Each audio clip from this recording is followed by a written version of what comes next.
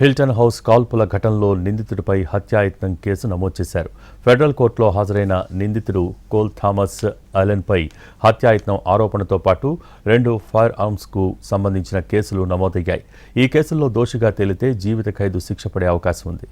ఈ ఘటన సమయంలో అమెరికా అధ్యక్షుడు ట్రంప్, ఉపాధ్యక్షుడు వ్యాన్స్, పలువురు ఉన్నతాధికారులు, జర్నలిస్టులు విందులో పాల్గొన్నారు. ఇదే సమయంలో నిందితుడు భద్రతను దాటి వేదిక వైపు కదులుతూ కాల్పులు జరిపాడు. వెంటనే స్పందించిన భద్రతా సిబ్బంది అతన్ని అదుపులోకి తీసుకున్నారు. అధ్యక్షుడు, ఉపాధ్యక్షుడిని సురక్షిత ప్రాంతానికి తరలించారు. దర్యాప్తులో భాగంగా కాల్పులకు కొద్ది నిమిషాల ముందు అలెన్ తన కుటుంబ సభ్యులకు ఒక యాంటీ ట్రంప్ మేనిఫెస్టో పంపినట్టు తెలిసింది. అందులో తన ఉద్దేశాలు, లక్ష్యాలు, భద్రతా వ్యవస్థపై తన అంచనాలను వివరించాడు.